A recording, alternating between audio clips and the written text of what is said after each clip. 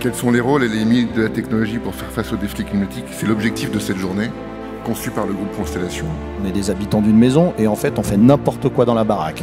On sait qu'il va y avoir des migrations climatiques, on sait qu'il va y avoir des guerres, on sait qu'il va y avoir de la violence. Là, avec ce phénomène, eh bien, on rebat les cartes complètement et on ne sait pas où on va. Est-ce que vous pensez que c'est de la science-fiction, ça? Est-ce que vous pensez que ça a une quelconque chance de se produire un jour? Cette crise, c'est aussi une question de timing. Aujourd'hui, on n'a pas le temps d'attendre que tout le monde ait un déclic et mettre des années à mettre les choses en place. Il faut qu'on aille vite.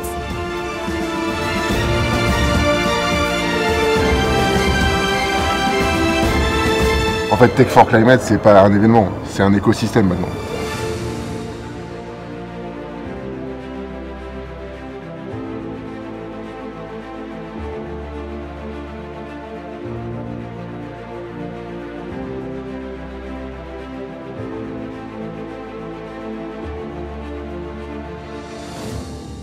Avec son organisation en étoile, Constellation est un groupe de plus de 700 collaborateurs. Donc c'est un collectif d'entrepreneurs qui a pour vocation d'accompagner les organisations sur leur transformation digitale et environnementale. C'est assez important de bien fixer cette frontière-là entre ce que l'on sait et ce que l'on fait. On peut observer dans la plaine tibétaine, ou que ce soit dans la zone du Grand Rift africain, que les zones se reconstituent, que ce soit des nappes phréatiques ou les lacs, qui là par contre se remplissent. Comme si l'eau fuyait de notre humanité, qui n'en a jamais pris conscience et qui ne l'a jamais protégée. Vous comme moi, eh bien, nous consommons à peu près 5 000 à 7 000 litres d'eau par jour. Dans 19 zones dans le monde, on a atteint un point de bascule. Et on continue. On continue parce qu'on a extrait de l'eau comme on a extrait du pétrole. Là où on respecte les terres, là où on respecte l'eau, eh bien l'eau revient et reprend sa place.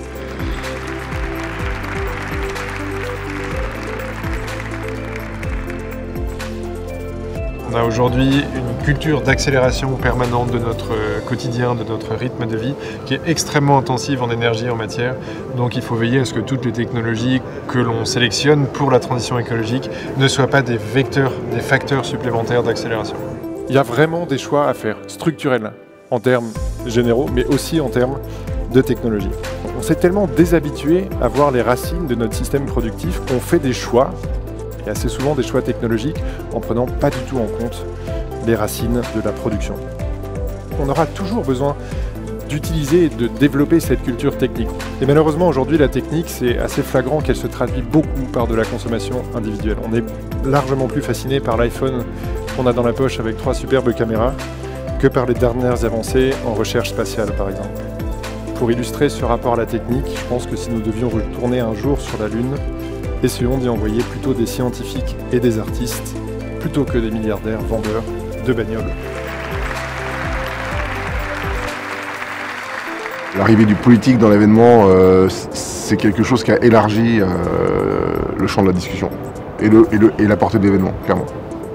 Ça vient questionner l'ensemble de notre mode de vie, l'ensemble de toutes les actions qu'on fait chaque jour, c'est-à-dire se déplacer, manger, où on habite, où on travaille. Et tous ces questionnements qu'on n'avait pas forcément sur ce prisme environnemental et développement durable, aujourd'hui, il doit être questionné pour qu'on puisse demain continuer de simplement vivre dans un monde correct sans qu'il soit trop dégradé. En fait, les choix qu'on pense individuels sont des fruits de politiques publiques parce qu'on n'a pas tous le choix quand on se lève le matin de prendre son vélo ou sa voiture ou les transports en commun parce qu'il y a plein d'endroits où il n'y a juste pas de transport en commun ou qu'on peut juste pas prendre un vélo.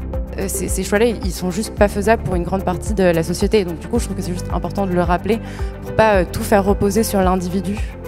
Je pense que c'est une question qui est éminemment politique parce que ça veut dire qu'il faut décider collectivement ce qui est de l'ordre du superflu et ce qui va nous permettre non pas de survivre mais de bien vivre. Et une fois qu'on a défini ça ensemble, on peut s'attaquer aux moyens, on peut décider de quelle technologie on va utiliser. Et cette technologie, une fois qu'on l'a choisie, il va falloir qu'on la pense pour toujours minimiser les impacts sur l'intégralité du cycle de vie d'un produit et pour remplacer les solutions les plus polluantes. Une mauvaise herbe, si vous l'arrachez mais que vous n'arrachez pas sa racine, elle risque de repousser. On oppose radical et pragmatique, alors qu'en fait, n'importe quelle action, n'importe quelle politique publique, n'importe quelle stratégie qui veut être efficace, elle demande du radicalisme. L'innovation, c'est imprévisible. On sait quand on lance des travaux de R&D, on ne sait pas quand les travaux de R&D aboutiront. Ça ne veut pas dire qu'il ne faut pas les lancer. Ça veut dire qu'il ne faut pas compter sur l'innovation pour réussir à transformer complètement un modèle économique. Aujourd'hui, le troisième rapport du GIEC, il nous dit qu'on a absolument tout ce qu'il faut entre les mains pour pouvoir agir. En termes techniques, en termes politiques, en termes sociaux, en termes comportementaux, nous avons tous les outils pour pouvoir réussir à mettre en place la société qui s'aligne avec les limites planétaires. Maintenant, il faut qu'on réussisse à trouver comment, et pour ça, on a besoin de toutes les bonnes volontés. Nos choix technologiques influencent fortement et profondément notre vision du monde. J'ai l'impression qu'on est en train de vivre un changement de paradigme au sens littéral du terme, c'est-à-dire qu'on est en train d'évoluer dans notre vision du monde et les technologies, notamment les technologies numériques, pas que, les technologies de transport, les technologies d'habitat, les technologies agricoles aussi, peuvent nous aider à changer notre vision du territoire. Il a été démontré que entre 1990 et 2020, la quantité de matière artificielle en 2020, pour la première fois, a dépassé l'ensemble de la biomasse sur Terre. Ça veut dire quoi? Ça veut dire que le ciment, le béton, les briques, tout ce que l'on construit, que l'on produit, que l'on transforme et que l'on place autour de nous de façon artificielle a déplacé l'ensemble du vivant sur la planète Terre. De mon côté, moi j'ai essayé d'apporter une ouverture vers le régénératif à travers l'agriculture. En fait, c'est de se dire, ok, on est dans le digital et c'est bien et on peut réduire l'impact, mais en fait, on ne peut pas forcément réellement aller régénérer la biodiversité, on ne peut pas régénérer les stocks d'eau ou vraiment stocker du carbone, on peut réduire l'émission. Nous sommes producteurs de vin en Bourgogne, maison familiale qui existe depuis plus de 100 ans. On a pris une super décision.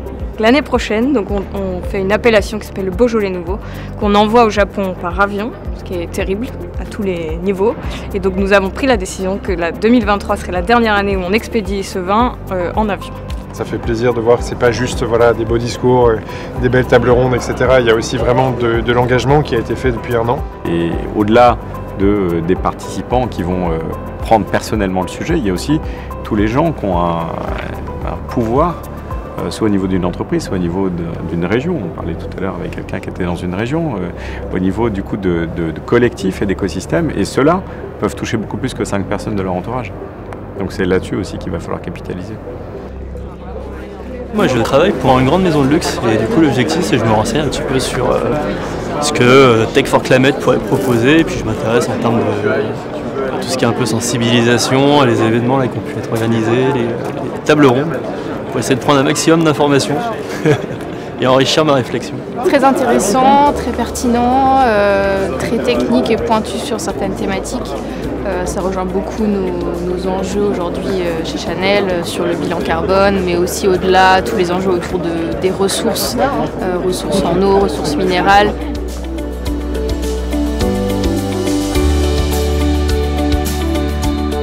L'investissement de Constellation, c'est un truc assez incroyable parce que c'est une société qui vient du digital, du numérique, qui décide d'aller investir dans l'agriculture régénérative, donc a priori rien à voir.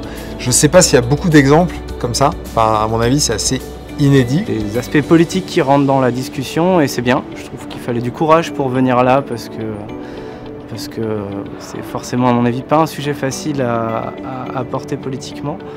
Donc c'est bien, si ça pouvait se développer l'année prochaine, ce serait encore mieux. Mais les échanges là sont bienveillants, constructifs, c'est très agréable. De belles valeurs, innovants et beaucoup d'engagement de l'ensemble des personnes. Enthousiasme, pragmatisme et amour. Plutôt optimiste, mais il y a du pain sur la planche. Tant qu'on n'a pas un truc un peu... en fait, où on n'a pas des imaginaires un peu cool dans lesquels on se projette et vers lesquels on a envie d'aller, c'est dur d'emmener les gens. Les artistes, les créateurs, les poètes, les photographes ont cette capacité à aller trouver de nouveaux langages, de nouvelles manières d'aller exprimer, d'aller décrire notre relation au territoire. Et je trouve que c'est bien de se laisser un peu sur l'art et la place que la culture doit jouer dans cette transition, parce que vraiment la technologie c'est juste un moyen et la question vraiment c'est celle des valeurs et des finalités qu'on choisit. Merci.